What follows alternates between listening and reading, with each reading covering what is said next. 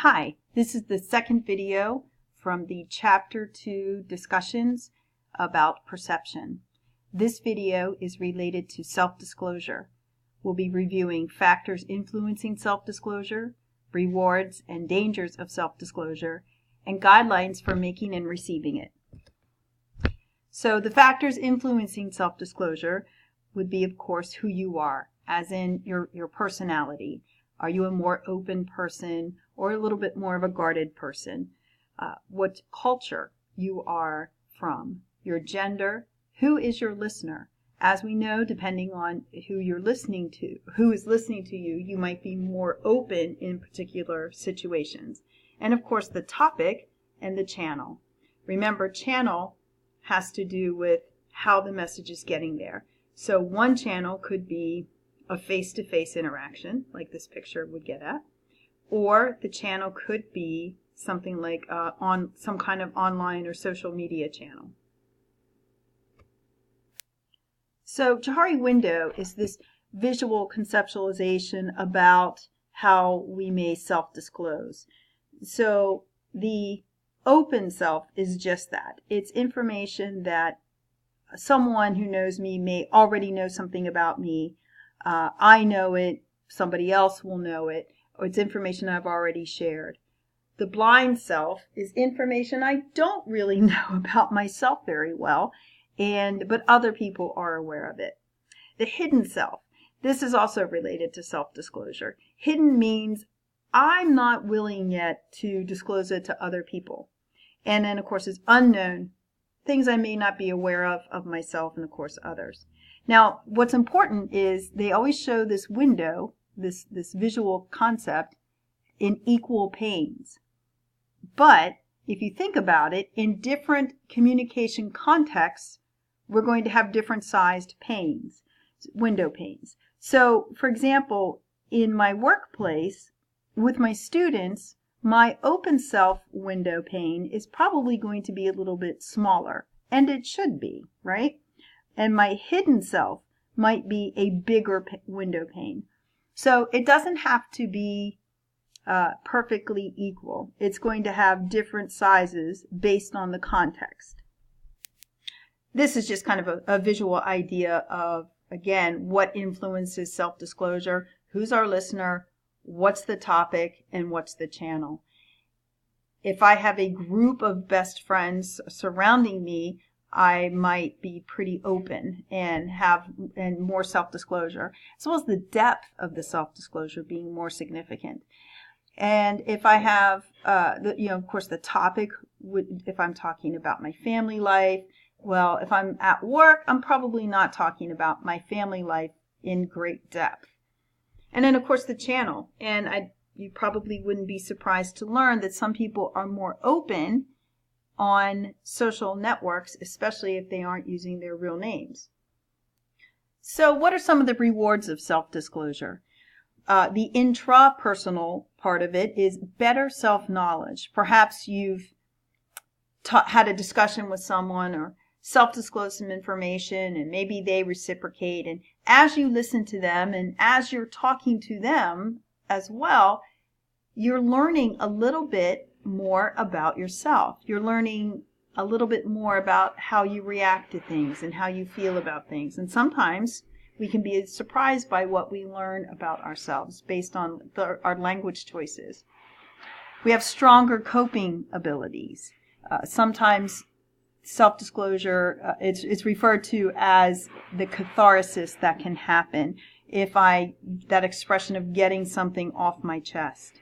We have improved communication skills. I get better at my interpersonal communication when I self-disclose.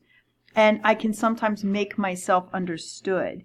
So if there is perhaps an action or a behavior that someone didn't understand or they're confused about, but I disclose a little bit of information about myself, it helps them understand me better. Okay? And then the last one is, of course, more meaningful relationships. Self-disclosure is how intimacy builds. The dangers of self-disclosure. Well, of course, there are personal risks. We all know how vulnerable we can be when we put ourselves out there and we share information about ourselves, because someone could always come back and use it against us. Relationship risks. As I'm building a romantic relationship or a friendship, and I share something that the other person may not accept. It could be, the extreme would be, it'd be a deal breaker in the relationship. But it also might be something that the person has a hard time accepting, or it changes their perception of me. And then, of course, professional risks. So what you say in the workplace, what you're putting out there on social media could have an effect professionally. I think in more recent time, we're hearing about professional athletes in particular who maybe wrote something on a Twitter account or something when they were 18 or 19 years old, and it surfaces to get them, kind of come back on them when they're like 28 and 29 years old. So that was a professional risk. Another example could be talking a lot about family life at work, and or that wild and crazy weekend you had, and you come back in on Monday talking about this crazy weekend that was the most fantastic and fun weekend you've ever had, and then it could affect how people think of you at work. Okay, so now we've talked about the risks of self-disclosure. We've talked about the rewards of self-disclosure. So let's get into now how, when we're ready to make self-disclosure, to give self-disclosure, what are some of those guidelines? So those of you who responded to the essay question about coming clean in a relationship, this would be the 4 guidelines. Okay, so first is considering the motivation. Why is it you feel you need to share this information about yourself? Is it to come closer? Is it to help someone understand you better? Sometimes there could be unethical reasons, such as to manipulate someone. I want to make someone feel really bad, so I'm going to share something about myself. Okay? It can be manipulative.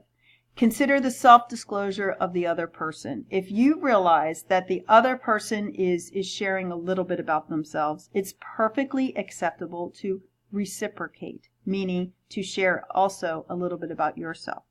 Now, let's say while you're making that self-disclosure, you realize the other person isn't reciprocating. Maybe that is some kind of sign, not always, it depends on the context, but it could be that the other person isn't viewing the relationship the same way you are viewing it.